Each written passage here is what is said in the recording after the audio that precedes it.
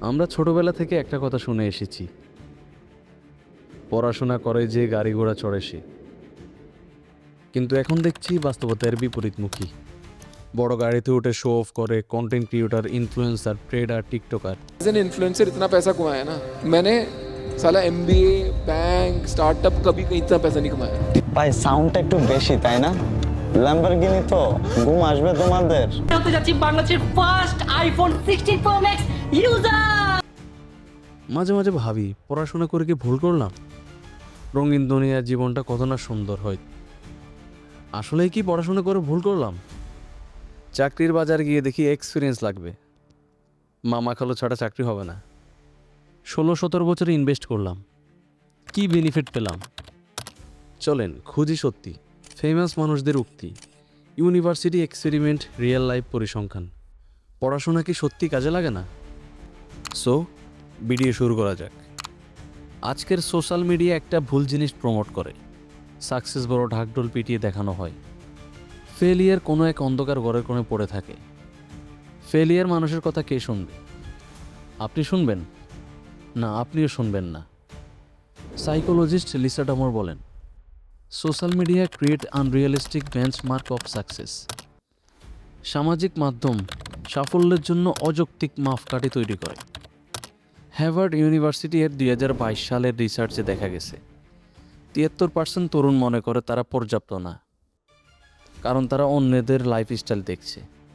Content creator, influencer, trader, TikToker, তাদের আয় আছে, কিন্তু পরিসংখ্যান কি বলে? ইউকে অফিস অনুযায়ী মাত্র 1% content creator full time income করতে পারে, মানে 99% পারে না। দুর্ভাগ্যজনক হলেও এটাই সত্যি। টিকটকের নিজস্ব রিপোর্ট, 90% ক্রিয়েটর মাসে প্রায় $100 কম আয় করে, অর্থাৎ বাংলা টাকায় 10,000 কম আয় করে। চলেন ইউটিউবের পরিসংখ্যানটাও দেখি।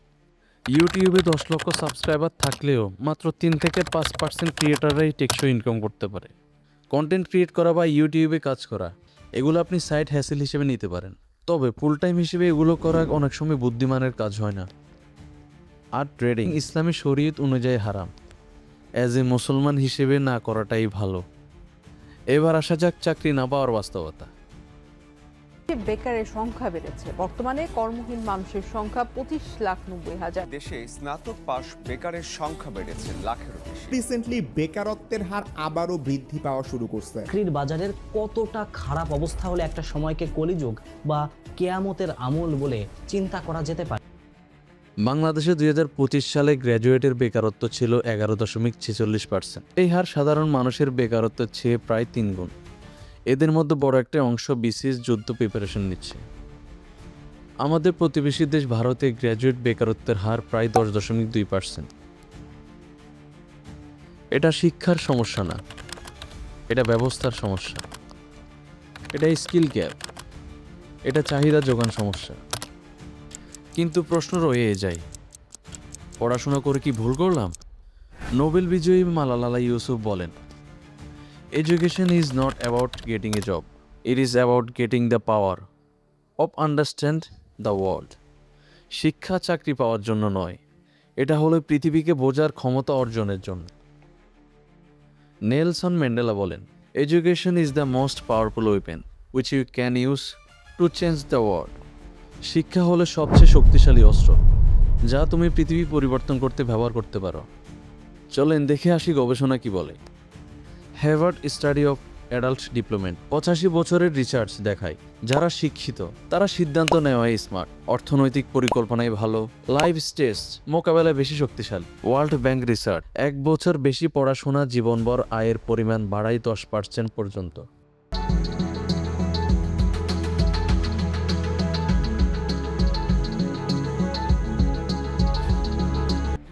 ডিগ্রি তোমাকে চাকরি দেবে, এটা 1980-র গল্প। শুধু পড়াশোনা করে বসে থাকা ভুল। আজ চাকরির নাম ডিগ্রি, স্কিল। স্কিলের মধ্যে আপনি শিখতে পারবেন video editing, graphic designing, digital marketing.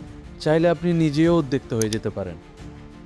বিল গেটসও বলেছেন, সেলফ এডুকেশন মানুষকে বিলিনিয়ার বানাতে পারে, আর স্কুলের শিক্ষা মানুষকে চাকরিজীবী বানায়। শিক্ষা প্রয়োজন ছিল, আছে এবং ভবিষ্যতেও থাকবে। ভিডিওর শুরুতে বলেছিলাম পড়াশোনা করে যে গাড়ি ঘোড়া চড়ে সে, এটি আসলে একটি পুরনো গল্প। এখানে গাড়ি শব্দ দিয়ে বোঝানো হয়েছে সাকসেস। তো ভিডিও ভালো লাগলে লাইক সাবস্ক্রাইব করে পাশে থাকুন। So have a good day. Thank you.